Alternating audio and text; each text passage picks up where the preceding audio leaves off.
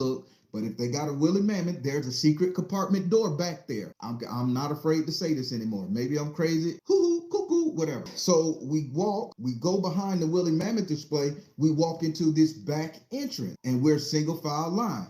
As we're walking through this back entrance, they line us as we're lined up. They got two people with shot on each side with shotguns, and they sticking us in our arm, giving us all these kind of inoculations and vaccinations and shit. And we're just walking, and we like, and then she like, don't look back, don't stop moving, just go to the next one.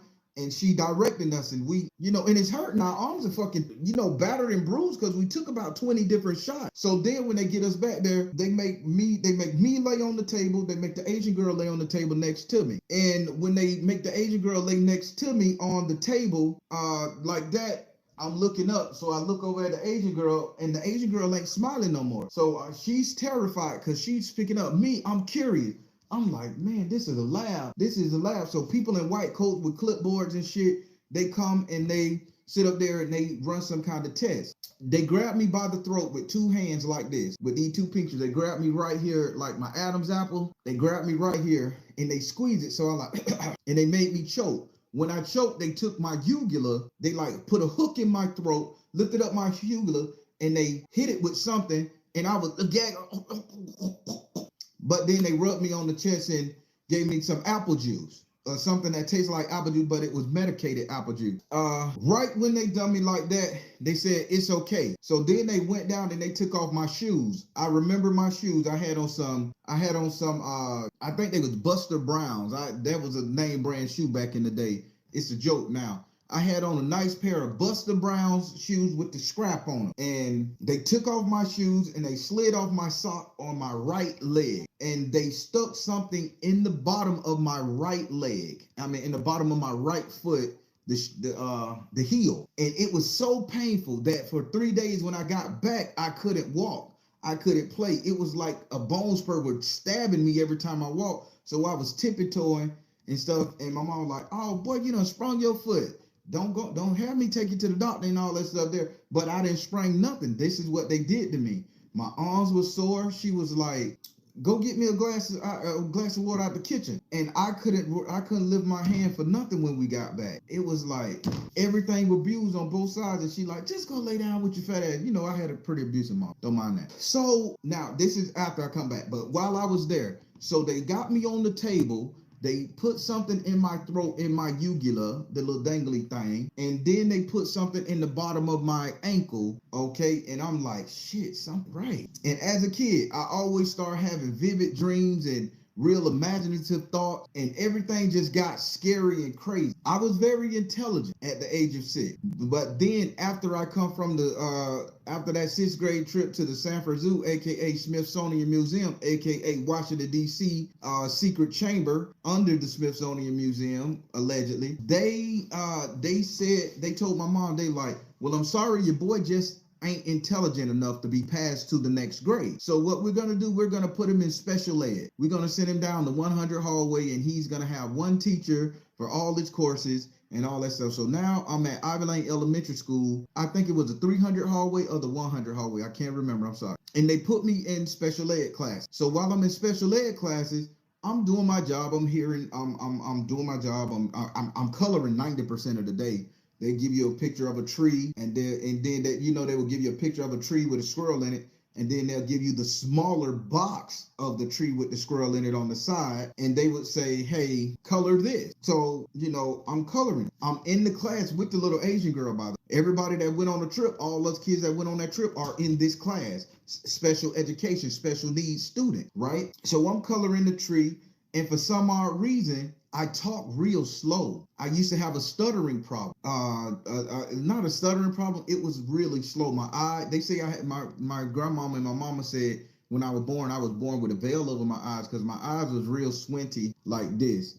but I can see very good. I can see they was almost like they was closed. I used to have to look up like this and see everything, you know, but I can see really well, but my eyes was always I was born with my eyes closed, even at all the way up to 5'6", until I went to this doctor and he gave me a booster shot. It was a black needle with rubber on it. The needle was black. The substance inside the needle was black. In the actual rubber thing, it had like a rubber like tube, spongy. And he told me to bend over and he punched me in my butt on the right side, and he injected in there, then he punched me again. And that's when I knew the booty had capillary. He said, oh, I gotta break up the capillary. And I'm like, so now my ass is hurt. But when he did that, I went to sleep for 3 days and I woke up, my eyes was open, I can see, my speech was better, I can talk. And I went in there and I asked my mom, I say, hey mom, you know, can I have a piece of cornbread and some buttermilk? And she was like, everybody, this boy can talk. He not an idiot anymore. So she calls everybody from all around the neighborhood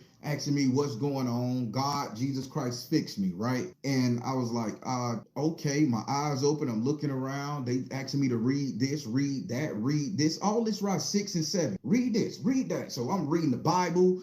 I'm reading Time magazine. I'm reading, that yellow book, the Explorer magazine that showed the titties of the African woman in the bitch, the porn book for us young. I'm reading that, National Geographic. I'm reading that to everybody, right? So they're like, whoa. This it's a miracle. Jesus healed them. The prayers worked. They gave me a shot. They shot me up. So now, where was I? So now I'm in the 100 hallway in class, and they tell me to draw the color of the tree of the squirrel, the color of the tree, whatever colors I think come to mind. So I pick up a black crayon and I outline the squirrel with black. Then I lightly shade him black, but I turn him grayish, kind of blackish. Then I see the tree. I outline the tree bark, give it a nice trim. Then I lightly turn the tree brown, but a nice light brown contrast. Then I go do the leaves same way. Now, this is the thing, and this is the thing where they got me. I said, can I have a pair of scissors? And they say, yeah. So they handed me some safety scissors. So the little square image at the bottom of the construction paper, I cut it out and trimmed it. I painted that all black dark, and I put it next to the tree on the squirrel. I put it next to the tree, and I drew some lines to anchor it to the tree like it was fastened there. And I drew some sound coming out of the speaker. And I say, okay, her name was Mrs. Kelly.